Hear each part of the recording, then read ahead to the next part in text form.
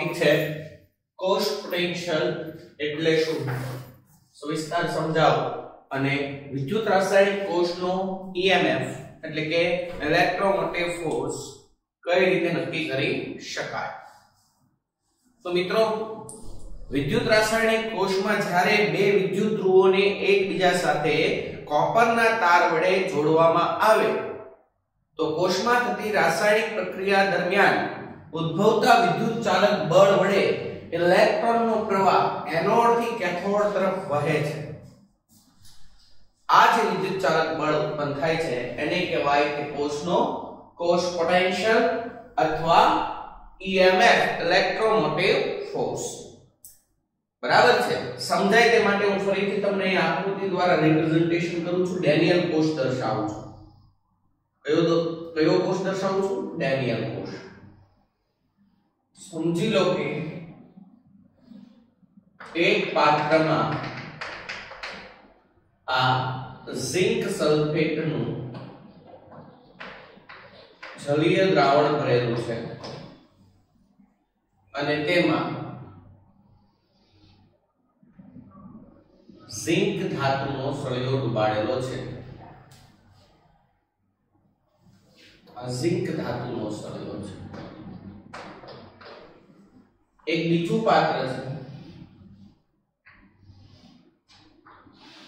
તેમાં કોપર સલ્ફેટનું જલીય દ્રાવણ છે અને તેમાં કોપર ધાતુનો સળિયો ડુબાડેલો છે। આ બંને સળિયાને કોપરના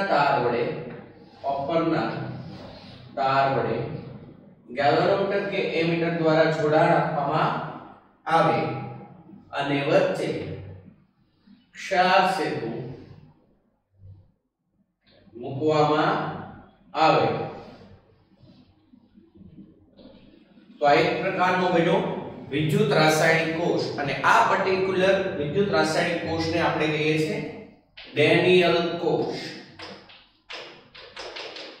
હવે મિત્રો જો આ ડેનિયલ કોષની રચનામાં આ જે વિદ્યુત વિભાજ્યના દ્રાવણો વાપર્યા એ દ્રાવણોની સાંદ્રતા જો 1 મોલર રાખવામાં આવે તો આ કોષને પ્રમાણિત ડેનિયલ કોષ કહેવાય। કારણ કે આપણે ભણ્યા હતા કે કોઈ પણ વિદ્યુત રાસાયણિક કોષની રચના 25 ડિગ્રી સેલ્સિયસ તાપમાને કરવામાં આવે અને તેમાં વપરાતા દ્રાવણોની સાંદ્રતા 1 મોલર લેવામાં આવે અથવા તો જો વાયુ વિદ્યુત ધ્રુવનો ઉપયોગ કર્યો હોય તો એનું દબાણ 1 બાર લેવામાં આવે તો તેવા કોષને કહેવાય પ્રમાણિત કોષ। અત્યારે મેં અહીંયા કોઈ સાંદ્રતા દર્શાવી નથી એટલે મેં પ્રમાણિત શબ્દ વાપર્યો નથી, બરાબર છે। આને અત્યારે કહેશું આપણે ડેનિયલ કોષ। તો આપણે આવું કર્યું તો યાદ કરો કે આ કોષ જ્યારે બને ત્યારે આમાં આપમેળે રાસાયણિક પ્રક્રિયા થાય। ઝિંકના સળિયાનું ઓક્સિડેશન થતું હતું, યાદ કરો શેમાં? Zn+2 માં અને દ્રાવણમાંના Cu+2 અહીંયા હતા બાદ જમણી બાજુના પાત્રમાં તેનું રિડક્શન થતું હતું અને બનતો હતો Cu। કહેવાનો મતલબ એવો છે કે આ સળિયા પર ઓક્સિડેશન ક્રિયા થતી હતી એટલે આ એનોડ અને આ સળિયા પર રિડક્શન પ્રક્રિયા થતી હતી એટલે આ કેથોડ। બરાબર, તો આ દરમિયાન શું થતું હતું? Zn માંથી Zn+2 બનતા હતા એ દરમિયાન બે ઇલેક્ટ્રોન છૂટા પડતા હતા। એ ઇલેક્ટ્રોન આ ઝિંકના સળિયાથી કોપરના તારના માધ્યમ દ્વારા ઝિંકના સળિયાથી કોપરના તારના માધ્યમ દ્વારા કોપરના સળિયા તરફ જતા હતા। એટલે આ ઇલેક્ટ્રોન છે, ઇલેક્ટ્રોનની દિશા છે। આ વિદ્યુત પ્રવાહ નથી, જો હું ઇલેક્ટ્રોનની દિશા કહું છું, ઇલેક્ટ્રોનની દિશા ક્યાંથી ક્યાં હતી? એનોડ થી કેથોડ તરફ, એનોડ થી કેથોડ તરફ। તો આ જે કંઈ પણ વિદ્યુત ચાલક બળ ઉદ્ભવે છે એને કહેવાય કે કોષનો કોષ પોટેન્શિયલ। ઓકે, તો વ્યાખ્યા આવી રીતે લખાય કે વિદ્યુત રાસાયણિક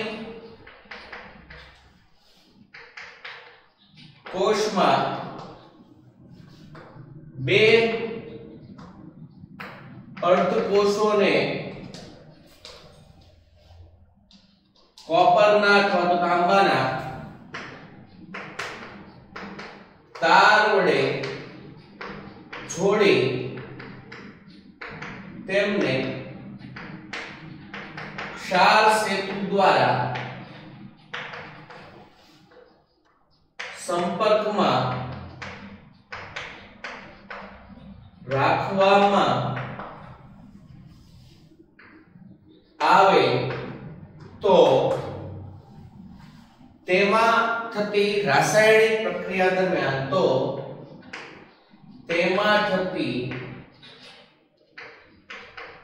રાસાયણિક પ્રક્રિયા દરમિયાન ઉદ્ભવતા વિદ્યુત ચાલક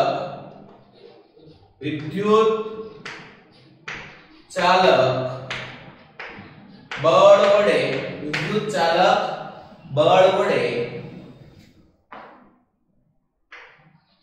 ઉત્પન્ન થતા બળ વડે ઇલેક્ટ્રોનનો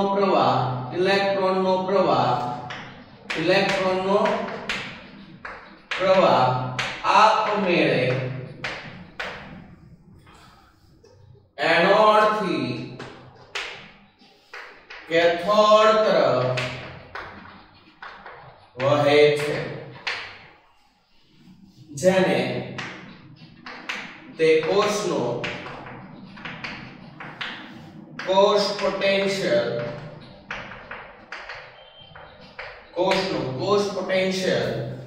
કહે છે। સમજણ પડી?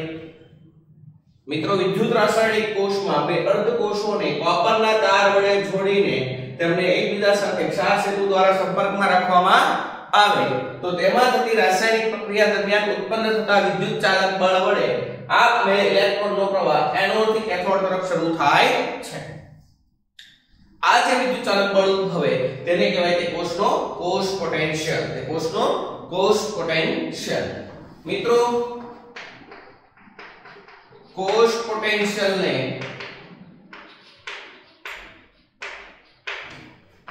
E સેલ વડે દર્શાવાય છે। કોષ પોટેન્શિયલ ને E સેલ વડે દર્શાવાય છે। જો વિદ્યુત રાસાયણિક કોષ પ્રમાણિત હોય તો તેના કોષ પોટેન્શિયલ ને પ્રમાણિત કોષ પોટેન્શિયલ કહેવાય અને તેને E0 સેલ વડે દર્શાવાય। જો વિદ્યુત રાસાયણિક કોષ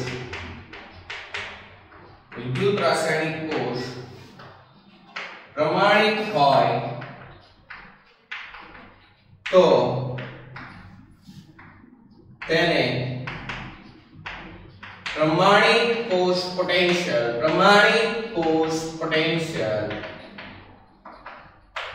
કહે છે, જેને E0 સેલ વડે દર્શાવાય છે। મિત્રો, પ્રમાણિત અવસ્થા દર્શાવવાની થશે ને ત્યારે આપણે અહીંયા 0 સંજ્ઞા લખશું ઉપર। બિન પ્રમાણિત કોષ પોટેન્શિયલ ને કહેવાય E સેલ અને પ્રમાણિત કોષ પોટેન્શિયલ ને કહેવાય E0 સેલ। સમજી લો કે અહીંયા 1 મોલર સાંદ્રતા ધરાવતા દ્રાવણ હોત અને તાપમાન 25 ડિગ્રી સેલ્સિયસ લીધું હોત તો અહીંયા જે આપણે કોષનો પોટેન્શિયલ માપે તો E મૂલ્ય મળે E0 સેલ। જો આ બિન પ્રમાણિત કોષ સમજી લો કે અહીંયા બેમાંથી કોઈ પણ દ્રાવણની સાંદ્રતા 1 મોલર ના હોય તો એ કોષને બિન પ્રમાણિત કોષ કહેવાય ને એ દરમિયાન આમાં થતી પ્રક્રિયા દરમિયાન આપણે કોષનો પોટેન્શિયલ માપીએ તો એ બિન પ્રમાણિત કોષ પોટેન્શિયલ મળે। ઓકે મિત્રો, કોષનો કોષ પોટેન્શિયલ માપવા માટે વોલ્ટમીટર સાધન વપરાય પણ આ વોલ્ટમીટર સાધન વડે માપવામાં આવતો પોટેન્શિયલ વાસ્તવમાં સાચો હોતો નથી। એટલે કોષનો સાચો પોટેન્શિયલ માપવા માટે પોટેન્શિયોમીટર નામના સાધનનો ઉપયોગ થાય। વોલ્ટમીટર વડે માપવામાં આવતો કોષ પોટેન્શિયલ વાસ્તવમાં સાચો મળતો નથી। આથી કોષનો સાચો કોષ પોટેન્શિયલ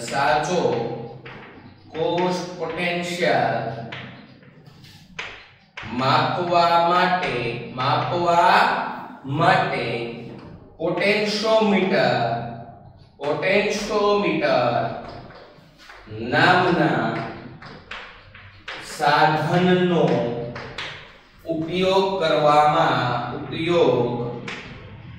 કરવામાં આવે છે। સમજાઈ ગયું?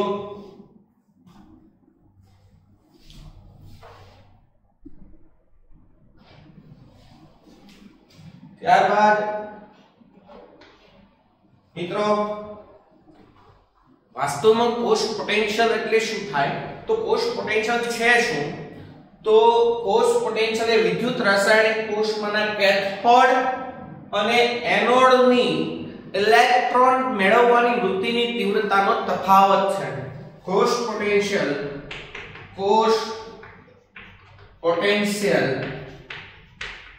એ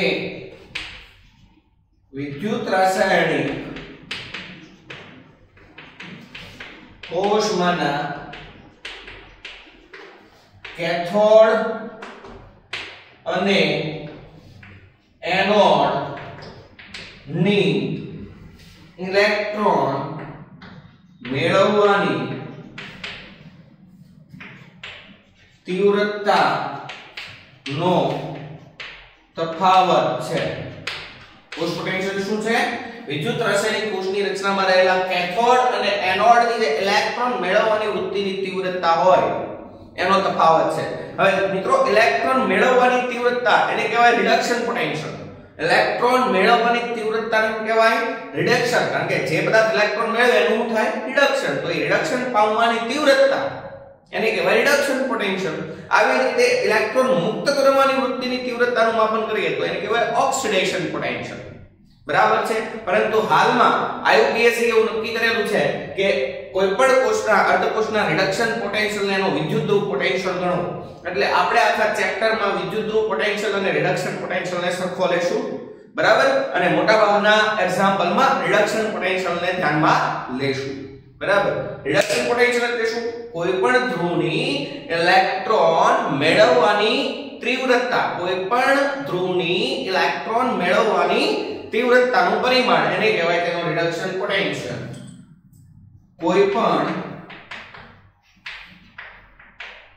વિદ્યુત ધ્રુવની પ્રમાણિત સ્થિતિમાં, શબ્દ ઉપર ભાર મૂકશું, પ્રમાણિત સ્થિતિમાં ઇલેક્ટ્રોન સ્વીકારવાની વૃત્તિની તીવ્રતાને તે વિદ્યુત ધ્રુવનો પ્રમાણિત રિડક્શન પોટેન્શિયલ કહે છે, જેને E0 રીડ વડે દર્શાવાય છે। કોઈપણ વિદ્યુત ધ્રુવની પ્રમાણિત સ્થિતિમાં ઇલેક્ટ્રોન સ્વીકારવાની વૃત્તિનું તીવ્રતાનું માપન શેના વડે દર્શાવાય? E0 read. ઓકે મિત્રો, કોઈપણ વિદ્યુત ધ્રુવ છે એ સાપેક્ષમાં ઇલેક્ટ્રોન સ્વીકારવાની વૃત્તિ પણ ધરાવે અને ઇલેક્ટ્રોન ગુમાવવાની વૃત્તિ પણ ધરાવે। કમ્પેરિઝન કરવાની, કમ્પેરેટિવલી આપણે ઓલી ચાવી આપી હતી ને, લેકે બારાત કાના મજે સે આલા મન જો કરે ફેંક દે કોઈ નિગાહ સુંદરી પ્યાર ભરી હાઇડ્રોજન पे છાપા। તો આપણે ત્યારે શીખવાડ્યું કે કમ્પેરિઝન કરવાની। સમજો કે એક ઝિંક છે અને એક કોપર છે, તો તમને એ ચાવીમાં ખબર પડી જાય કે કોપરનો પ્રમાણિત રિડક્શન પોટેન્શિયલ વધારે છે। આ કોપરનો પ્રમાણિત રિડક્શન પોટેન્શિયલ વધારે, એનો મતલબ એવો થયો કે તેની રિડક્શન પામવાની તાકાત વધારે છે। રિડક્શન પામવું એટલે કે ઇલેક્ટ્રોન મેળવવાની તીવ્રતા વધારે છે સાપેક્ષમાં। કોની સાપેક્ષમાં? ઝિંક। તો અત્યારે કોપર ઇલેક્ટ્રોન મેળવશે, કારણ કે આ બે કોમ્પિટિશન કરશે તો ઇલેક્ટ્રોન કોણ મેળવશે? કોપર। અને તો ઝિંક અત્યારે શું કરશે? ઇલેક્ટ્રોન ગુમાવશે। ખબર પડે છે? તો આને ઇલેક્ટ્રોન મેળવવાની વૃત્તિની તીવ્રતાનું જે માપન કરવામાં આવે એને કહેવાય હું રિડક્શન પોટેન્શિયલ. હવે અત્યારે સાપેક્ષમાં કોપર ઇલેક્ટ્રોન મેળવવાની વૃત્તિ ધરાવે છે અને ઝિંક ઇલેક્ટ્રોન ગુમાવવાની વૃત્તિ ધરાવે છે. પણ અહીંયા ધારો કે ઝિંક અને બીજો અન્ય કોઈ વિદ્યુત ધારો કે એલ્યુમિનિયમ લીધો, તો એલ્યુમિનિયમ અને ઝિંકમાં કોનો રિડક્શન પોટેન્શિયલ વધારે? ચાવીમાં તમે જોઈ શકો છો કોનો વધારે? ઝિંક. તો હાલમાં રિડક્શન કોનું થાય? ઝિંકનું. તો અત્યારે સાપેક્ષમાં ઝિંકનું થશે ઇલેક્ટ્રોન મેળવશે. ખબર પડે છે? તો કહેવાનો ઇન્ટેન્શન એવો છે કે કોઈ પણ વિદ્યુત ધ્રુવ છે એ ઇલેક્ટ્રોન મેળવવાની વૃત્તિ પણ ધરાવે, ઇલેક્ટ્રોન ગુમાવવાની વૃત્તિ પણ ધરાવે. તો એ ઇલેક્ટ્રોન સ્વીકારવાની વૃત્તિની તીવ્રતાને કહેવાય reduction potential. Vice versa electron ગુમાવવાની વૃત્તિની તીવ્રતાને કહેવાય ઓક્સિડેશન પોટેન્શિયલ. હવે કોઈ પણ અર્ધકોષના રિડક્શન પોટેન્શિયલ અને ઓક્સિડેશન પોટેન્શિયલનું મૂલ્ય સરખું જ હોય, પરંતુ તેની નિશાની વિરુદ્ધ હોય. ખબર પડી? સમજી લો કે કોપરનો પ્રમાણિત રિડક્શન પોટેન્શિયલ 0.34 વોલ્ટ છે. ધારો કે 0.34 વોલ્ટ છે, તો કોપરનો પ્રમાણિત ઓક્સિડેશન પોટેન્શિયલ હોય -0.34 વોલ્ટ. સમજણ પડે છે? જો એટલું જો.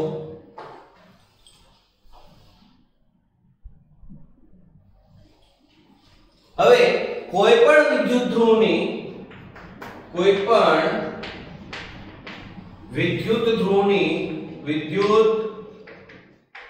ધ્રુવની પ્રમાણિત સ્થિતિમાં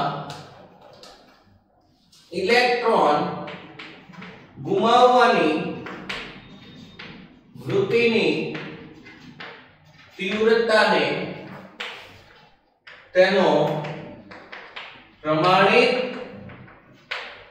ઓક્સિડેશન પોટેન્શિયલ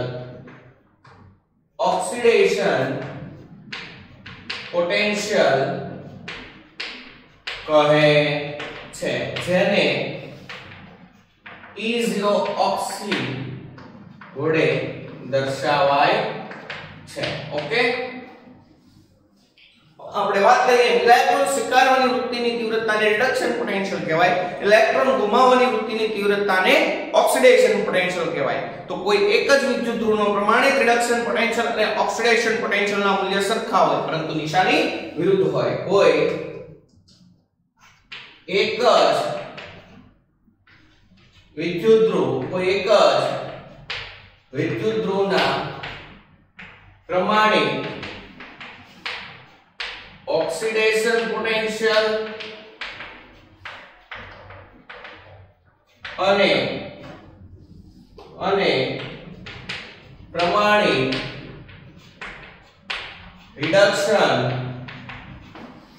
પોટેન્શિયલના મૂલ્યો સરખા હોય છે, પરંતુ તેની નિશાની વિરુદ્ધ હોય છે. કોઈ પણ એક અર્ધકોષ લીધો અથવા કોઈ પણ એક પ્રમાણિત વિદ્યુત ધ્રુવ લીધો, એનો ઓક્સિડેશન પોટેન્શિયલનું મૂલ્ય એના પ્રમાણિત રિડક્શન પોટેન્શિયલના મૂલ્ય જેટલું હોય, પણ નિશાની કઈ હોય? વિરુદ્ધ. તો મિત્રો હાલમાં કોષ પોટેન્શિયલ એટલે શું થાય? કોઈ પણ કોષના કેથોડ અને એનોડના પ્રમાણિત વિદ્યુત ધ્રુવ પોટેન્શિયલના તફાવત. પ્રમાણિત વિદ્યુત ધ્રુવ પોટેન્શિયલ આઈયુપીએસસી કીધું છે. વિદ્યુત ધ્રુવ પોટેન્શિયલ એટલે શું? Reduction potential. પ્રમાણિત વિદ્યુત ધ્રુવ પોટેન્શિયલના તફાવતને કહેવાય તે કોષનો પ્રમાણિત કોષ પોટેન્શિયલ. કોઈ પણ પ્રમાણિત શબ્દ ઉપર ભાર મૂકું છું, પ્રમાણિત સ્થિતિ લઉં છું. બિન પ્રમાણિત હોય તો પ્રમાણિત સ્થિતિ હોય તો કોષ પોટેન્શિયલ E0 સેલ લખશું. બિન પ્રમાણિત હશે તો કોષના પોટેન્શિયલને E સેલ વડે લખશું. તો કોઈ પણ પ્રમાણિત કોષના કોષ પોટેન્શિયલ નું મૂલ્ય તે કોષના કેથોડ અને એનોડ ના પ્રમાણિત વિદ્યુત ધ્રુવ પોટેન્શિયલ પ્રમાણિત વિદ્યુતરૂપ પોટેન્શિયલ ને આપણે શું કહીશું? પ્રમાણિત રિડક્શન પોટેન્શિયલ ના તફાવત બરાબર હોય છે. એટલે સૂત્ર આપણે આવું મૂકશું કે E0 સેલ, કોઈ પણ કોષનો E0 સેલ બરાબર શું થશે? પ્રમાણિત રિડક્શન પોટેન્શિયલ ઓફ શું? કેથોડ માઈનસ પ્રમાણિત રિડક્શન પોટેન્શિયલ ઓફ એનોડ. ખબર પડે છે? અથવા E0 cell is equal to પ્રમાણિત રિડક્શન પોટેન્શિયલ કેથોડ કઈ સાઈડ હોય? વિદ્યુત રાસાયણિક કોષમાં યાદ કરો સાંકેતિક નિરૂપણમાં આપણે ચોક્કસ રીત આપી હતી કે એનોડ ડાબી બાજુ, કેથોડ જમણી બાજુ. તો પ્રમાણિત reduction potential of right hand side RHS minus પ્રમાણિત reduction potential of left hand side. કેટલીક વખત આવું સૂત્ર પણ આપેલું હોય, કેટલીક વખત ઓક્સિડેશન પોટેન્શિયલના અનુસંધાનમાં આપેલું. મિત્રો કોઈ પણ કોષનો કોષ પોટેન્શિયલ આપમેળે થતી પ્રક્રિયા હોય તો એનો કોષ પોટેન્શિયલ હંમેશા ધન જ આવવો જોઈએ. તો વિદ્યુત રાસાયણિક કોષમાં રેડોક્સ પ્રક્રિયા આપમેળે થાય છે તો એનો કોષ પોટેન્શિયલ કેવો હોવો જોઈએ? પોઝિટિવ. હવે અત્યારે રિડક્શન પોટેન્શિયલ લઈએ તો કોનું રિડક્શન થાય છે? કેથોડ. તો કેથોડ નો રિડક્શન પોટેન્શિયલ વધારે હોય અને એનોડ નો રિડક્શન પોટેન્શિયલ ઓછો હોય તો આના માઈનસ આ કરવો પડે. ખબર પડે છે? પણ જો ઓક્સિડેશન પોટેન્શિયલ લઈએ તો ઓક્સિડેશન કોનું થાય છે? ઝિંક કે કોપર? Yes, zinc. તો ઓક્સિડેશન પોટેન્શિયલ કોનું વધારે થાય? ઝિંક નું. એટલે કે એનોડ નું.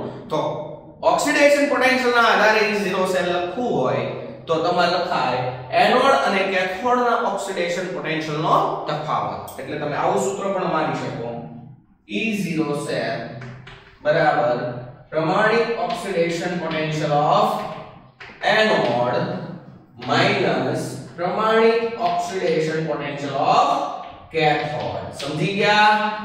સમજી ગયા? કેટલીક વખત એવી રીતે પ્રશ્ન પૂછાય છે કે નીચેનામાંથી કયા સૂત્ર દ્વારા પ્રમાણિત કોષ પોટેન્શિયલ નું મૂલ્ય મેળવી શકાય? એક સૂત્ર આવે E0 cell is equal to E0 reduction potential of cathode minus reduction પ્રમાણિત reduction potential of anode. બીજું સૂત્ર આવે આપણે ખાલી તૈયાર રાખ્યું હોય આપણે આ ટીક મારી નાખવી પણ ઇઝ રોંગ. આના દ્વારા પણ મળે. અને ત્રીજું સૂત્ર E0 cell બરાબર પ્રમાણિત ઓક્સિડેશન પોટેન્શિયલ ઓફ એનોડ અને અહીંયા રિડક્શન પોટેન્શિયલ લેવો હોય તો minus oxidation potential of cathode ની બદલે minus reduction potential of cathode લખાય. Yes, minus minus plus. એટલે આ સૂત્ર પણ લખી શકાય પ્રમાણિત રિડક્શન પોટેન્શિયલ ઓફ કેથોડ. તો આ દરેક સૂત્ર દ્વારા આપણે પ્રમાણિત કોષ પોટેન્શિયલ નું મૂલ્ય મેળવી શકીએ. પણ આપણે જનરલી યાદ કેવું રાખવાનું?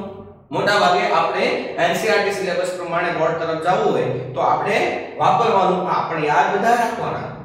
કારણ કે MCQ માં પૂછાય તો નેગેટિવ તરફ જવાનું નહીં. જો E0 cell is equal to પ્રમાણિત reduction potential of cathode minus પ્રમાણિત રિડક્શન પોટેન્શિયલ ઓફ એનોડ. પ્રમાણિત oxidation potential of anode minus પ્રમાણિત ઓક્સિડેશન પોટેન્શિયલ ઓફ કેથોડ અથવા પ્રમાણિત oxidation potential of anode plus પ્રમાણિત reduction potential of cathode. Any problem? તો આખો સવાલને આપણે રિવાઇઝ કરી નાખીએ થોડી વારમાં. જો કોષ પોટેન્શિયલ એટલે શું થાય? તો પહેલી વાત વિદ્યુત રાસાયણિક કોષમાં બે અર્ધકોષોને કોપરના તાર મારફતે જોડાણ આપવામાં આવે અને બંને દ્રાવણોને 4 સેતુના સંપર્કમાં રાખવામાં આવે તો કોષમાં થતી રાસાયણિક પ્રક્રિયા દરમિયાન ઉદ્ભવતા વિદ્યુત ચાલક બળ વડે ઇલેક્ટ્રોનનો પ્રવાહ એનોડ થી કેથોડ તરફ આપમેળે શરૂ થાય છે. આ વિદ્યુત ચાલક બળને કહેવાય કોષનો કોષ પોટેન્શિયલ અથવા વિદ્યુત ચાલક બળ ઇલેક્ટ્રોમોટિવ ફોર્સ, જેને E સેલ વડે દર્શાવવામાં આવે છે. હવે આ કોષની રચના જો પ્રમાણિત હોય તો તેને E0 સેલ વડે દર્શાવવામાં આવે છે. ઓકે મિત્રો, કોષનો કોષ પોટેન્શિયલ વોલ્ટમીટર નામના સાધન વડે માપવામાં આવે તો વાસ્તવમાં સાચું મૂલ્ય મળતું નથી. આથી સાચું મૂલ્ય મેળવવા માટે તેને પોટેન્શિયોમીટર નામના સાધન વડે મેળવવામાં આવે છે. પડી ગઈ ખબર? ત્યારબાદ આપણે એ વાત કરી કે કોષ પોટેન્શિયલ ને સૂત્ર દ્વારા કઈ રીતે દર્શાવાય? તો વાસ્તવમાં કોષ પોટેન્શિયલ એ કેથોડ અને એનોડની ઇલેક્ટ્રોન મેળવવાની વૃત્તિની તીવ્રતાનો તફાવત છે. એટલે આપણે આવું સૂત્ર મૂક્યું કે ઇલેક્ટ્રોન મેળવવાની વૃત્તિની તીવ્રતાને કહેવાય રિડક્શન પોટેન્શિયલ. કોઈ પણ વિદ્યુત ધ્રુવની ઇલેક્ટ્રોન સ્વીકારવાની વૃત્તિ હોય એને કહેવાય રિડક્શન પામવાની તાકાત. ઇલેક્ટ્રોન ગુમાવવાની વૃત્તિની તીવ્રતા હોય એને કહેવાય ઓક્સિડેશન પામવાની તાકાત. તો ઇલેક્ટ્રોન મેળવવાની વૃત્તિની તીવ્રતાને કહેવાય રિડક્શન પોટેન્શિયલ. જો પ્રમાણિત હોય તો પ્રમાણિત રિડક્શન પોટેન્શિયલ, ગુમાવવાની વૃત્તિ હોય તો ઓક્સિડેશન પોટેન્શિયલ. ખબર પડે છે? નેક્સ્ટ, કોઈ પણ વિદ્યુત ધ્રુવની પ્રમાણિત સ્થિતિમાં ઇલેક્ટ્રોન ગુમાવવાની વૃત્તિની તીવ્રતાને તેનો પ્રમાણિત ઓક્સિડેશન પોટેન્શિયલ કહેવાય. એના વડે દર્શાવાય E0 ઓક્સિડેશન. કોઈ એક જ વિદ્યુત ધ્રુવ હોય એના પ્રમાણિત રિડક્શન પોટેન્શિયલ અને ઓક્સિડેશન પોટેન્શિયલ ના મૂલ્ય કેવા હોય? સરખા, પણ નિશાની કેવી હોય? વિરુદ્ધ. અને ત્યારબાદ કોષ પોટેન્શિયલ કઈ રીતે મપાય એના સૂત્ર આપણે દર્શાવ્યા. ઓકે, જોઈએ.